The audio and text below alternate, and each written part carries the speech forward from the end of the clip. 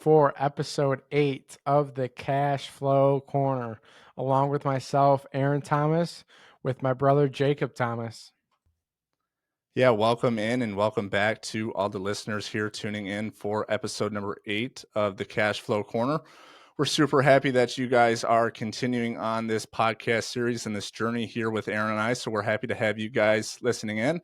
But outside that, too, I just wanted to take a quick minute here, Aaron, before we get going and get into the content that we have for today's episode. And really just take a chance to welcome anybody that might be listening here for the first time. So any new guests or people that are listening for the first time, we're happy that you guys are, now joining in on this journey here with us. But yeah, I know we have a lot of good content that we want to get to today, and I won't kind of delay that anymore. So I'll kick it back to you, Aaron, if you want to take the lead. Before we get into the content, if there's anything that you want to talk about or, what's going on in your world, feel free to fill us in there. But how are you feeling? Yeah, I'm doing great. I can't believe we're already on episode 8, but excited to keep on moving along. And we've got a lot of nice comments recently and questions from our listeners, and we really appreciate that. And what we've come to notice is we really have two sides of our listener base. On one side, we have some more experienced investors that have invested in commercial real estate syndications previously and are looking for their next deal. And then on the other side, it's the side of the newer investors who maybe someone who just got out of college is now working at a new job that's yielding a high income salary and is looking to invest and really diversify their portfolio. And really, with our content, we want to merge those two listener bases. And with our content today, I think it's going to be a great example of that. As myself and Jacob break down a real estate syndication deal as it's possibly came across our desk or it's been sent out to an investor. But really, this is going to be great for the newer investor side of really just seeing how me and Jacob break down a real estate deal, what all goes into it, and what you should be looking at. And then for the other side, from the experienced investors, it'll be great for them just to see how we also break it down, what we focus on, and hopefully those experienced investors can pick up some tips and tricks along the way. So really excited for that because that is what we do almost every day is look at deals and really decide if it's something that we should pursue or really push to the side and maybe not spend as much time and energy on. But other than that, everything else has been going great. Excited to be here and be here with you. How are you doing? Yeah, thanks for asking, Aaron. I'm doing really well. Everything in the personal side of things and life in general, everything's going great there. I don't want to waste too much time because I know this podcast today is going to be a little heavy more towards the content side of things. As Aaron said, we have a real example that we want to put into play. And really for me, and if you're somebody like me, I typically learn the best as I see things done, like an example or being put into practice. So all of these, concepts or ideas that we've been talking about from podcasts as prior, I feel like it's really going to start to tie in all those ideas as we put it into a real example, because overall, this podcast is solely meant to be pretty quick segments of content. We try to condense it down into 15, 20, 25 minutes. That way, it's a really quick listen. That way, you can start to absorb that information a little easier. So for today, we're going to cover a lot of different things, but it's supposed to be meant on a high level overview. So if there's something that doesn't make sense on a certain topic, there's a really good chance that we've talked about it on a prior episode. So go back to some of those, kind of refresh those ideas. That way you can start to follow along as Aaron and I go throughout the example. But other than that, I'll kind of let you take the way here, Aaron, if you want to just really lay out the basics of the deal that we're going to be covering, a little more information on what people can expect. That'd be great. All right, perfect. Let's dive right into the deal then. And if this deal sounds like something that might interest you, or you may be interested in investing in a deal like this in the future, just comment the word deals on one of our posts or even email us the word deals, and we'll be able to reach out to you, send more deals your way, and really have a conversation about what you're looking for, what you're looking into investing, and we can have that conversation. But without further ado, let's start off by painting a picture for our listeners. And let's say you are an investor that's in an investor portal or on an investor list, and a deal is emailed your way, and you start going through the investor packet. The first thing that we see is that it's a 100-unit apartment complex that's 20 to 30 minutes outside of a major city center, such as Phoenix, Denver, Nashville, Austin. And you see that this suburban area has lots of population growth, a lot of job market growth, and really why a lot of people are moving here is there's more affordable housing options compared to the city center. There is better schools, so it's more family friendly, and it has more amenities. This is where me and Jacob start our base foundation of just looking at a deal and really putting ourselves in the renter's shoes of looking at it and saying, is this somewhere where we would actually want to live? Do we think this area is a good fit? And then from there, we take the next steps of really diving into the strategy of the deal, the numbers, and how everything breaks down throughout the investor packet. Yeah, and I'll pick it up from there. And just to circle back to the example here. So we have this 100-unit complex located 20 to 30 minutes outside a major city area. So for the sake of this example, just kind of paint the picture of an idea of a suburb city area. And for this example, the property is going to be called what we would refer to as a Class B asset. And really, for those that aren't familiar with this terminology, let's just kind of break it down. And I'll be really brief here because it's pretty self-explanatory. But in real estate, properties are often going to be categorized in a scale of going from Class A to Class B to Class C and all the way to Class D. And the main thing you should know here is for Class A properties, these are your newer builds, the properties that are just coming onto market, these new developments. They're typically anywhere from 5 to 10 years old, located in a really desirable area with a really good solid tenant base that's willing to pay a premium. And then from there, you have the Class B property, which I mentioned is going to be for our example. And the Class B properties, typically these are going to be buildings that are anywhere from 20 to 30 years old, maybe have some minor improvements to make, whether that's from the exterior, interior. We'll talk about that a little further down the line when we start to talk about the idea of value add and what that means to a deal. So I'll kind of save that for now, but just working a little more down the line here, once you start to get into those Class C and D properties, these are your properties that are usually in less desirable areas. Maybe they're in really bad shape in terms of the repairs and maintenance that you're going to have to put into it. But my main point when you're looking at the types of properties is being able to identify the risk that goes with each. So let's say for the Class A, these are going to be a lot more stable, but on the other side of things, they might yield less returns. And as you kind of work down that scale, you can start to you can start to get the idea of where, the risk starts to come into play. So being able to identify that risk as an investor at this stage is important. Yeah, great. And then diving back into the example, let's say this particular property is an early 2000s build. It's been well maintained, but it really hasn't seen any renovations over the last decade. And also, it's mentioned that current market rents are 10 to 15 below market level, which for us as investors tells us that there is a significant opportunity to increase cash flow of this property by bringing those rents up to market level.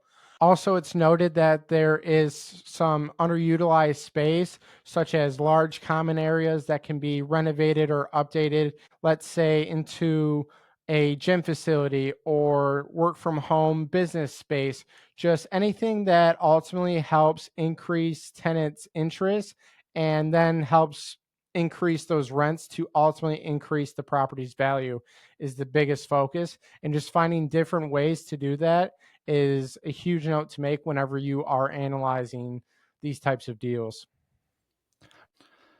Yeah, Aaron, and that really ties into what I want to talk about now is being able to look at another key factor is when we are looking at the neighborhood and being able to have a market analysis on a citywide angle, but you want to dive exactly into that neighborhood, have a good idea of the projections and the numbers of the properties that are around the area, because this will give you a good idea of, what is the current market rent?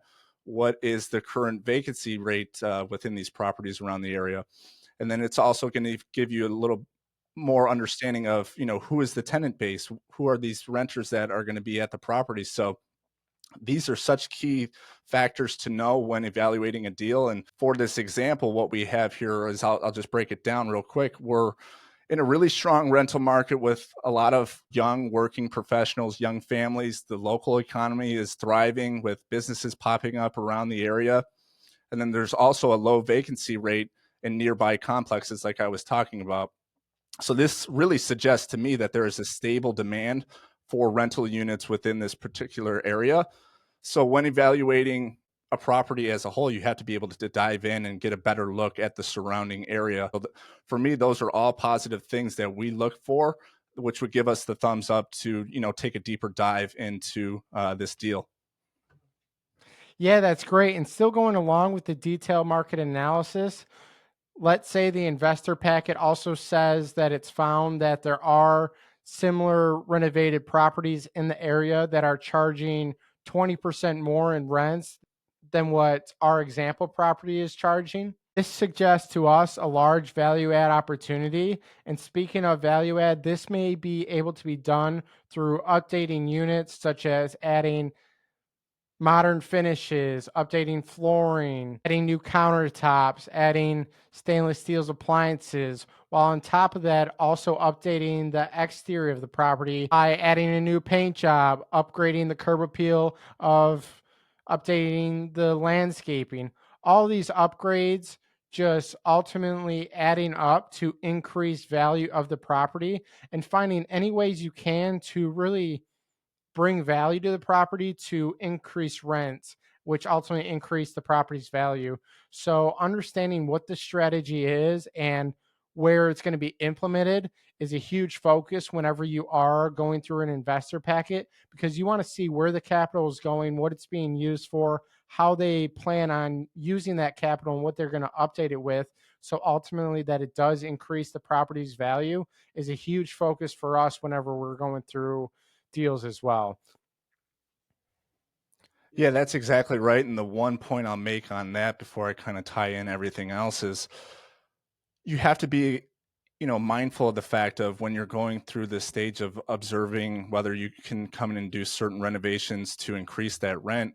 What it all circles back down to is that tenant base of, hey, if there's something else going on down the street, like you said, there's other units that are commanding a higher rent of up to 20%. If they're more on scale of the upgrades of the interior, exterior, whatever that looks like, if it's getting done down the road and that people are paying that extra dollar for those upgrades, then that's ultimately the green light that we look for to keep pursuing this opportunity. So just being able to be mindful of that. I know there's a lot of moving parts as it goes into the value add and what exactly that means, but just being able to have that good grasp and understanding of the tenant base is huge.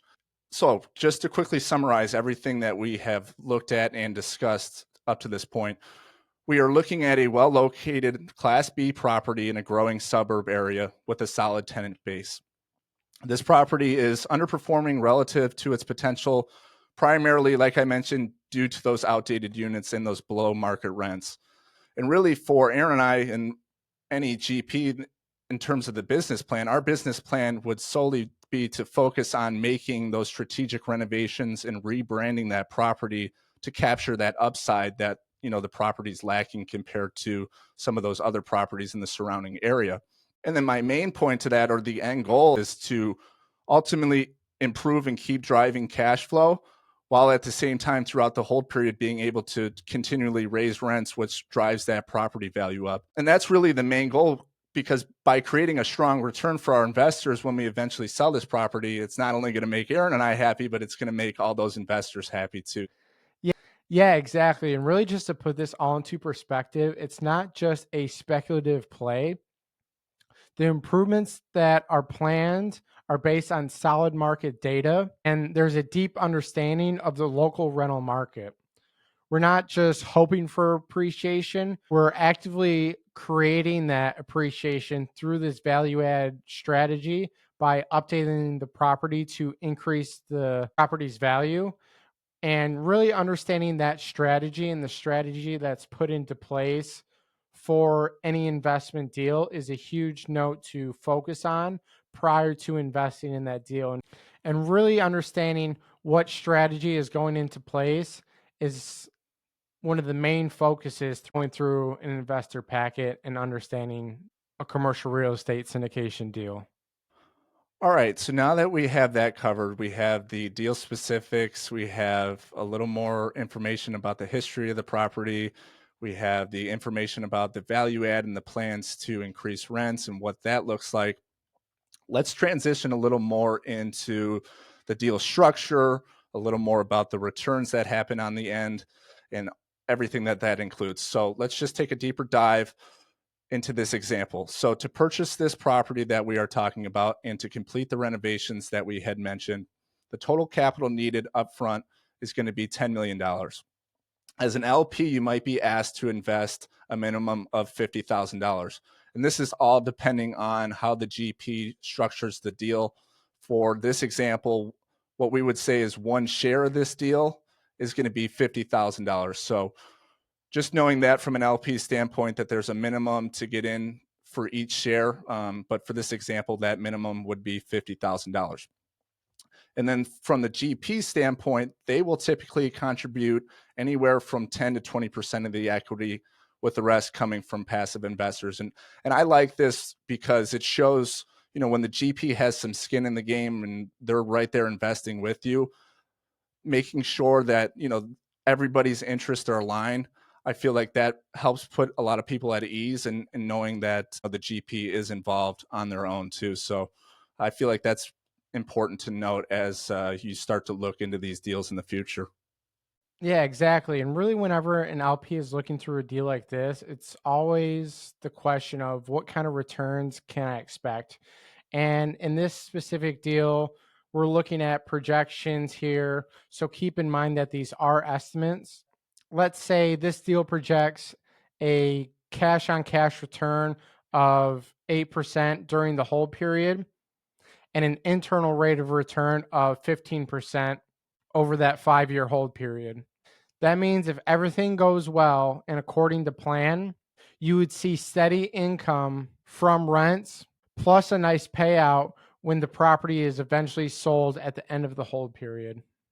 Yeah, and at the end of that whole period, in what you're alluding to is the exit strategy that the GP has in place. So for this example, the exit strategy that we're going to be talking about today is, when you go to sell this property, we're going to sell it after 5 years once those renovations are complete. And after that, you can go in and start raising rents. And at that point, the GP will sell the property at the end of the whole period at that 5 years, pay off maybe any remaining debt that remains on the property. And lastly, the favorite part for, all the listeners, all the LPs out there, this is when the distributions come into play from the proceeds. The investors start to get their proceeds based on the equity split that the GP has in place. And I'll kick it back to you, Aaron, if you want to go through a little more about the example equity split that we have in place for this example. Yeah, so going from there and diving right into the equity split and really the deal structure, this is different from deal to deal and sponsor to sponsor. So just know that whenever you are looking at deals, this is where you may see some differences. But let's say for this example, it's a 70-30 split.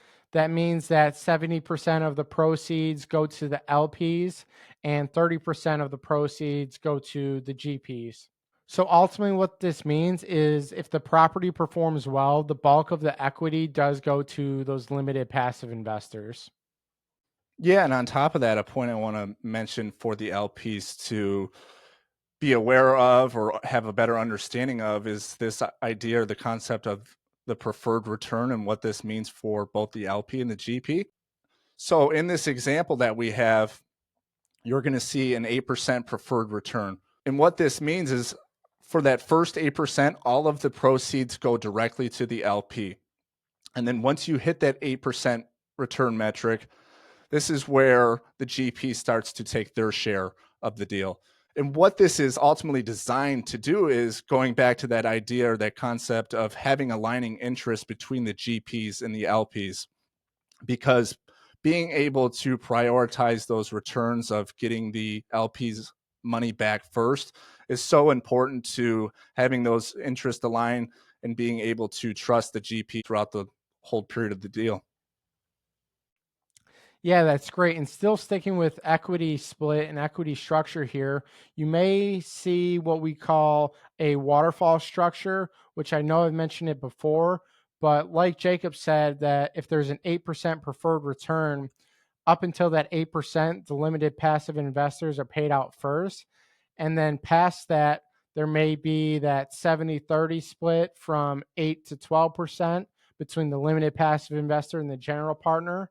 And then let's say from 10 to 12, it's 60-40 still in favor of the limited passive investor. And then anything over that is then split 50-50. Ultimately, this is huge to note because it does come back to those aligning interests where if there are greater returns, then the general partner gets a greater return as well for providing that return rate to the limited passive investors. So this is again where you may see it's different from deal to deal. So being able to analyze the deal structure and the equity structure is a huge focus on every deal that you look at and analyze whenever you are looking at investing in these types of deals. All right. And so there you have it, a complete breakdown of an apartment syndication deal from what I would consider maybe not A to Z, because I know a lot of the topics that we covered, we can get so much more into, but really just wanted to keep it at a high level overview, be able to simply lay it out for you guys. So I hope this helped. Like I said, I know it's a lot of information. And if you guys have any questions based on what Aaron and I were talking about, or maybe you just want to take a deeper dive into some of these topics that you're maybe lacking on or are just unfamiliar on, please don't hesitate to reach out. We're more than happy to help you guys as you guys continue on this journey with us as well. So we're always welcome and happy to help anyone out. So if that's something where you guys are interested in that, reach out to us. But other than that, super happy about this podcast, and we'll catch you on the next one. Yeah, and one more time, if this deal sounds like it's something that you would be interested in, or just to hear your thoughts on it, shoot us a message saying deals and let's have a conversation about it. We would love to talk to you about this deal, other deals, future deals in the near future. So we look forward to that. And thank you again for tuning in here to episode 8. We appreciate everyone for tuning in today. Thank you.